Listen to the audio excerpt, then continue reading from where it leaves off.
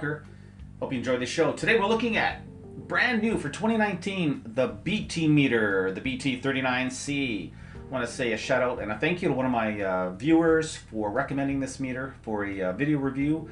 Yeah, it's a nifty little meter. And when I say nifty, I ain't kidding. Yeah, it's got this cool little like James Bond wrist strap attachment going on here. So yeah, you know, I think it's better than wearing a watch personally. I kind of like it.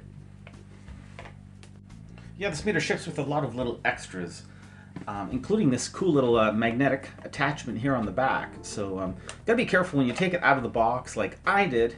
Mine went flying across the floor and took me like a day to find it. It was stuck literally to a piece of metal here in my lab. So yeah, when you pull it out of the box, just be careful. This thing might come flying out. But yeah, that's kind of neat. I mean, you know, why not? Hey, magnet's cool. I like magnets. Magnets are good. And yeah, speaking of tilting stand, it works. Yeah. Now, is it gonna flop around like Unity style? Nope, no flopping going on here. So that's good. So that we like. But yeah, so it ships with a magnet and with that watch strap. So if you want to look chic or vogue and walk down the street with your latest BT meter, hey, you can. You can. It's great. I love it. What else do you get? Well, this little guy does do temperature. So you do get this El Cheapo thermocouple. You know, we all have like 150 of these somewhere, right? Why not 151? Yeah. And you get these El Cheapo set of leads. Now, and they look pretty cheap to me. They're pretty tiny as well. They're still wrapped up, you know. Gotta wrap them, there we go. But yeah, they have a kind of, you know, it's a cheap kind of a feel. But yeah, we'll see how good they are. We're gonna test them. And of course, when we do our continuity, we'll put them up against good probes as well. But you know, I mean, for me, they're just a little small. Like I don't have big hands per se. I really don't. But yeah, that's just a little too diminutive for me. So, oh well. Now looking at the multimeter itself, it's a cool looking little meter. I like it.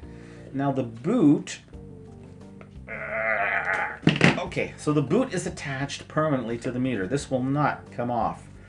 So that's not necessarily a bad thing, but it is molded right into the body of the meter. What does that say? Dispose battery insulation sheet before using. Warm tips. Warm tips? What the heck is a warm tip? Anyway, I guess it's better than a cold tip. Yeah. So, what do we have here right off the get-go? Voltage AC/DC.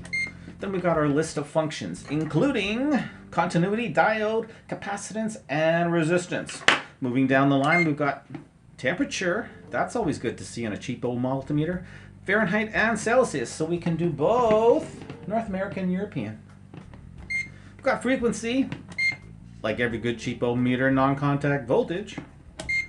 Battery checker, 1.9 and a 9 volt. And hey guys, microamps, milliamps, and amps. Auto power off, auto backlight. Auto backlight? Ooh, cool. We'll have to test that out a little later. It's a little too bright right now, but hey, when it gets darker, we'll see. What else do we have? We have these little, you know, side rails here. So this is what's going to actually hold the probe. And yeah, that's not bad. Yeah, it's kind of reminiscent of, what's that other meter? Can't quite recall its name. Yeah, that one. Yeah, that looks a lot similar. So cool. Good looking meter. Cheapy meter. I mean, this thing was $18 Canadian, shipped via Amazon. Now I did have a $2 coupon, so you're talking about 20 bucks Canadian, around 16 US. So it definitely falls into the El Cheapo multimeter category.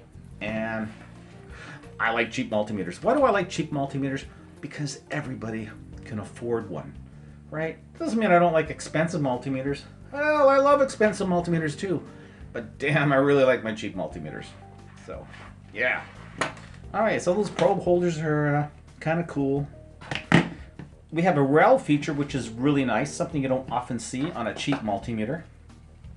And it's, oh, okay, that magnet just keeps coming back.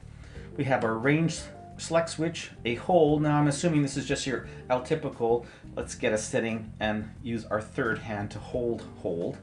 And the frequency duty cycle button over here. Now the buttons themselves are actually pretty decent quality. Yeah, they feel good, not cheap. And speaking of quality, nice selector switch, rotary switch. I like the clickety-click, clackety-clack, as you know.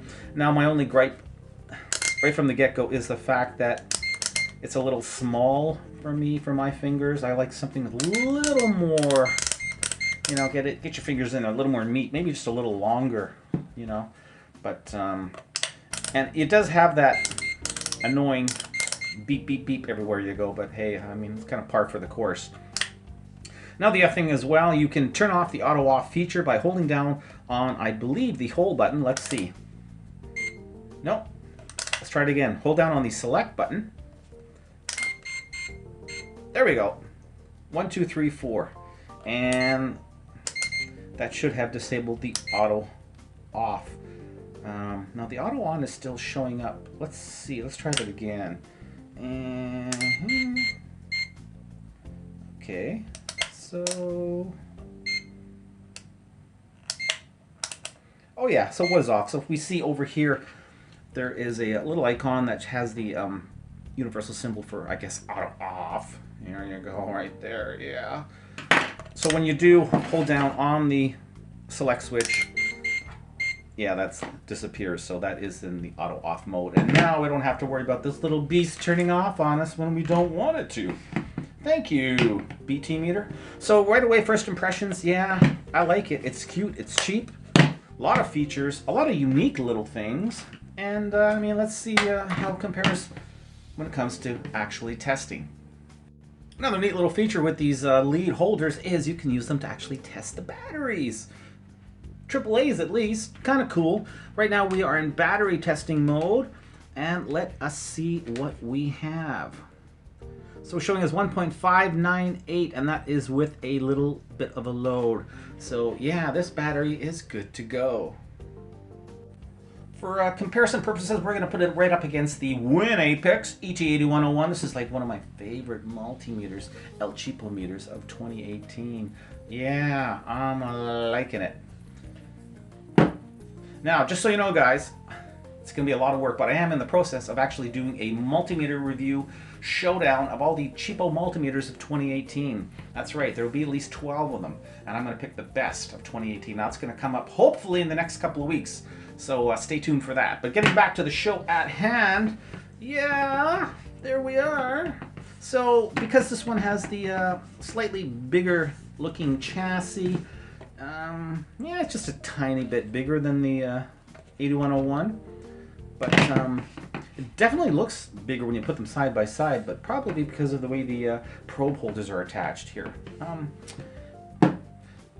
Display-wise, you know, you got the bigger digits, which is always nice on the BT-39C compared to the smaller font on the 8101. So once again, for a smaller meter with bigger digits, probably a little better for a lot of people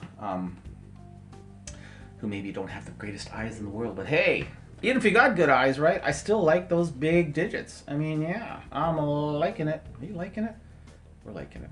Okay, so first we're going to do our typical DC power supply test and do a quick voltage comparison. Be right back.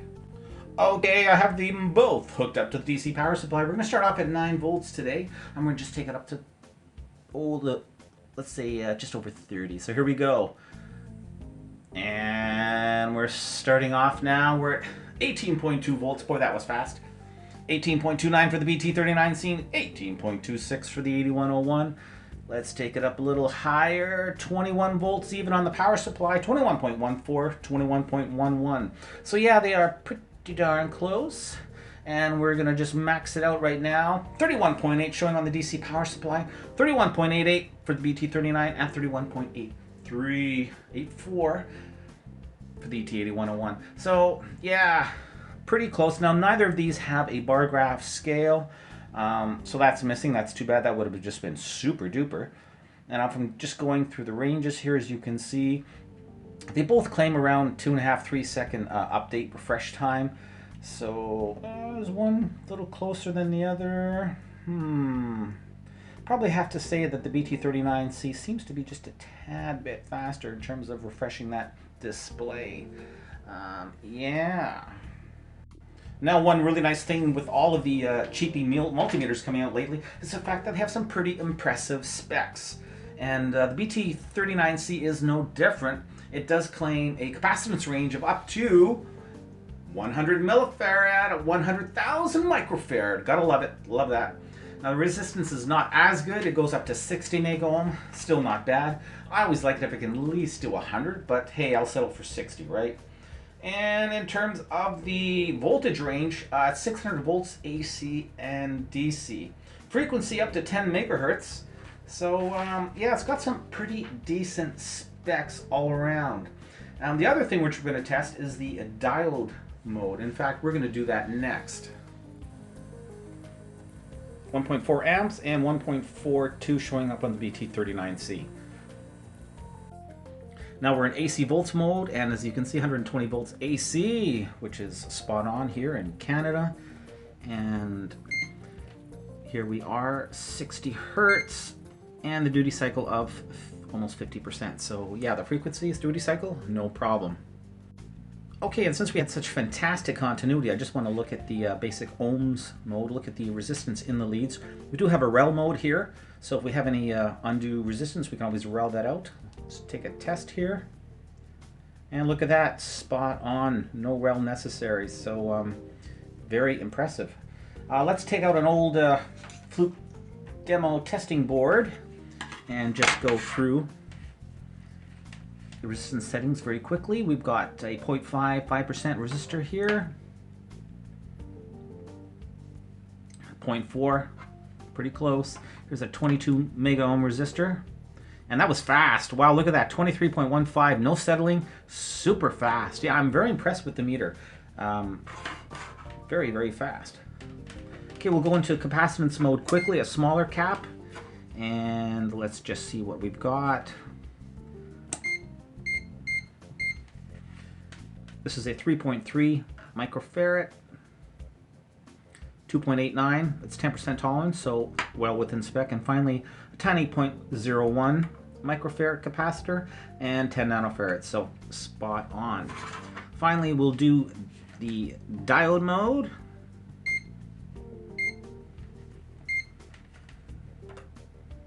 And 0.605. Good stuff. So, very impressed in terms of the resistance with this meter. Excellent leads, and really, really quick to settle. So yeah, if you do a lot of resistance testing, this is really, really nice. Next up is the diode mode, and here we go. We're going to check them out, see what we've got, and no problems there. Yellow, green, white, and blue, and lights them all up with the forward voltage drop displaying for all of the LEDs. Hey, that was easy. Easy breezy, gotta like it. Now, speaking of the diode, let's see what the actual voltage is coming out of this BT. Wow, 3.9, that's almost 4 volts. That is super high. And yeah, looking at the specs, the forward DC current, reverse DC voltage approximately 4 volts. So that is one of the highest diode output voltages I've seen on any meter, let alone a El Cheapo multimeter. Almost 4 volts, guys. So no problems when it comes to LEDs. This BT-39C has you covered. Good stuff. All right, we're in capacitance mode now. Now this claims, like I said, almost 100 millifarad. So we'll start off with a 10,000 microfarad, 10 millifarad. We'll see how fast it is in terms of actually getting there. It's thinking, so we do have that display telling us that, hey, I'm thinking about it, and there it is, 9.4 millifarad, right on, and that didn't take too long. Good stuff. So let's go right to the top. No messing around, cut out the middle, man. Let's go to 100 millifarad, and check out this bad boy. Here we go. Actually, I should just make sure I discharged it. Ah! Just kidding. Alrighty. Here we go. 100 millifarad. Come to daddy. Come on. Don't be shy. Oh hell. That's not good. Why? Why? Let's try that again. And try to get the probes on there properly. Here we go. Come on, you can do it. You can do it. You can do it. I know you can. Can you? Please? 96.67, and then we hit the OL. So a little flakiness going on at the high-end range there, but at the end of the day, it did do it. And I only know it did it because last time I did a quick reading, and yeah, I pulled it out no problem. It was at 98. So yeah, it does it. 100 millifarad. Right on. Good stuff. Okay. What's next? Well, you know what? My favorite. What is it? Yeah. It's continuity. So let's get into continuity mode. There we go. We're going to start off, of course, with the default test probes. Here we go. Oh my God, they actually work. Holy tamales. Holy Jesus.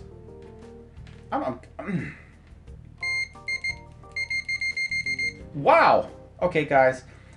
Right away, this is the first time I've tried continuity with this, and I am flabbergasted. Fantastic. That is super. I mean, these are the cheapy test probes it ships with. I mean, latched, loud.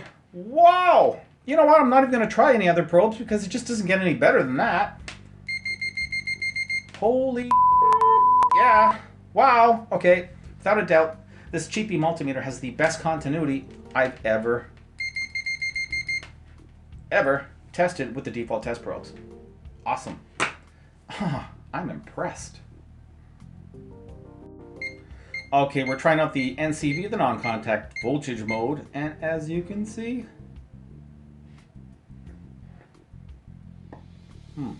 it works, kind of. Oh yeah, there we are. So the sensor is obviously right in the middle there. We'll take a look at that shortly. But yeah, no worries. It's definitely loud. It's bright, and I do actually like the display. Those LEDs are nice and bright, so you definitely can see if there is anything behind that wall. So yeah, good stuff. Okay, so let's take a quick look at the backlight. It's pretty well dark as it's going to get here in my office right now. But if it is a little bit darker, you can see the backlight automatically is illuminated, engaged, thanks to the BT-39C.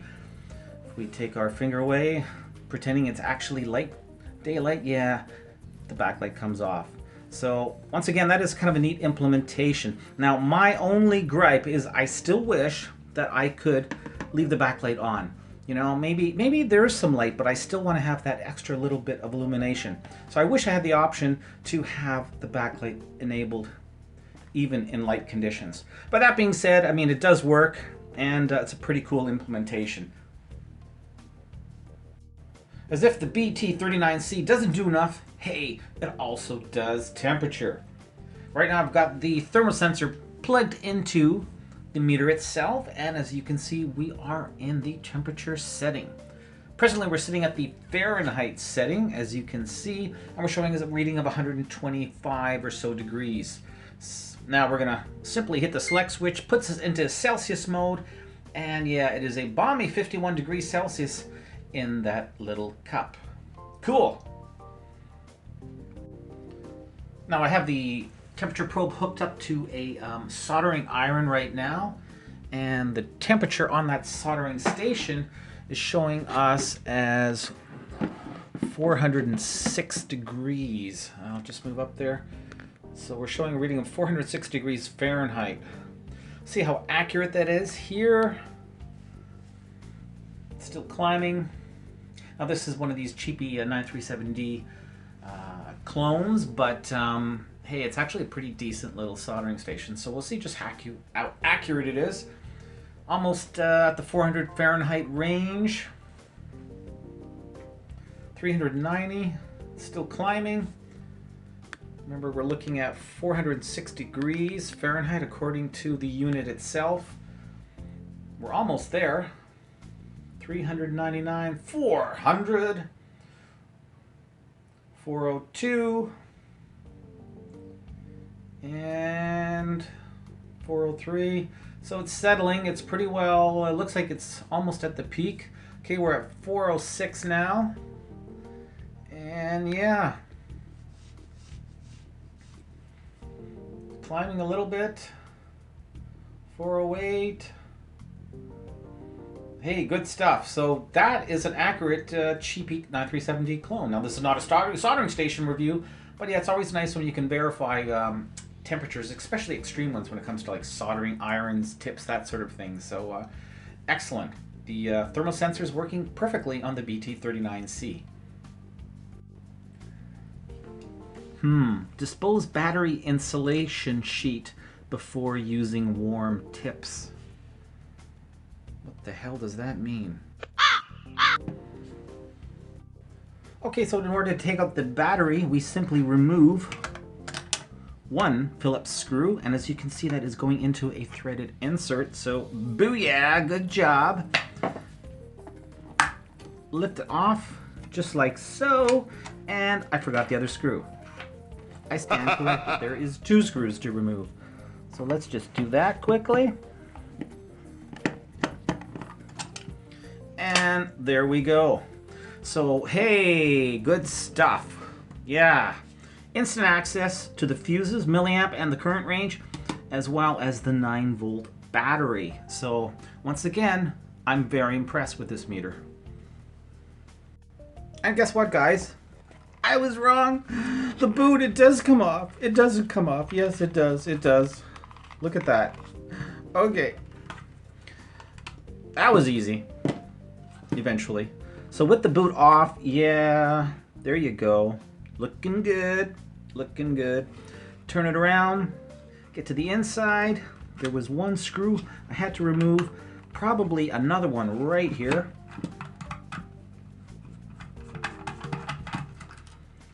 And look at that, another threaded insert. Threaded inserts galore. Something you don't see very often in an El Cheapo multimeter. And easy access, folks. That's what it's all about. Yeah. Good stuff. Check that out. Wow. Nice big long current shunt here. And there's our 10 amp. There's our milliamp voltage mode, and that's the negative right here. We've got one PTC going on over here. Looks like that's on the milliamp range. We've got some resistor clamping going on. 2 larger than normal glass size fuses. Well, they're not ceramic, but they are quite large. So quite a difference than the latest we've been seeing coming out of the Anning style of things. So I do prefer the bigger size as well. We have some diodes here, some Zener diodes, 2 of them. Very, very clean. What else do we have here? The cob, so we cannot see the IC, and I don't see a separate controller there. Okay, so unfortunately I'm going to have to see if I can find any more details on that IC. Quality of the PCB is generally very, very good. There is one exception here at the top. There is one capacitor. It almost looks like a botch job. If you can see that, if I can kind of zoom in here. Yeah, so that's a little bit, it almost looks like the rosin was overheated too long, so it's changed color. Other than that, the board is really stellar in terms of the overall look, very clean. Yeah, I don't see any other issues in terms of flux residue or just crappy soldering. In fact, one thing that stands out for me as well, if you look at the solder joints for the fuses themselves, they're very well done. They're actually very well soldered, nice and clean. Big solder globs, if you want to call them that. Yeah, just you know, these pins. When you get a lot of these cheap multimeters, you'll find that the fuses almost look like an afterthought. You can move, jiggle the holders themselves. These things are solid, man. These things are not going anywhere. So once again, overall, quality-wise, I have to say I am freaking impressed. So Yeah, save for that other one bad cap soldering job at the top, everything looks pretty stellar here. Coming up, closing thoughts. Oh, before I do that, oopsie.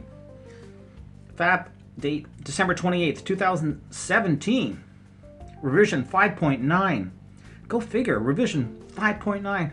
So that was basically the end of, wow, it's over a year old. So interesting. Yeah. That's a lot of revisions, so definitely they've been improving this board, and it shows. Okay, guys, I said it once, I'll say it again. Coming up, closing thoughts. Looking at the top of the board here, this is probably the NCV antenna here. In fact, it is. It actually says antenna on the side. So once again, that's a better implementation, at least I think, rather than having a wire embedded into the PCB.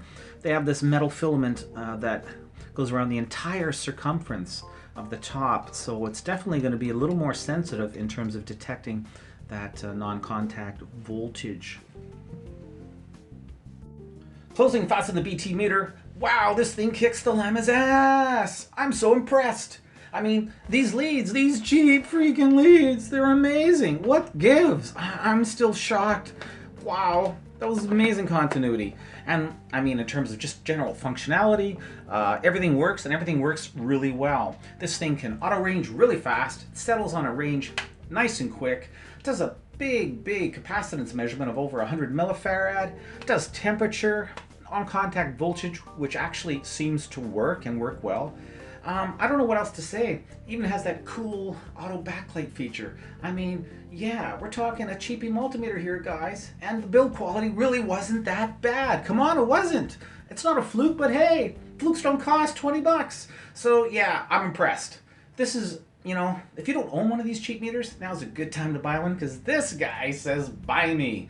So I'm going to give the BT meter, BT-39C, a solid 4.5 out of 5 stars. One of the highest ratings ever for my multimeter reviews. I like this guy. Thanks to all my subscribers. Keep on watching. And if you're new, please subscribe. Give me feedback. You want to see meter reviewed? I'm always up for new suggestions. Hey guys, I love multimeters. I know you do too. Till the next time, keep on testing.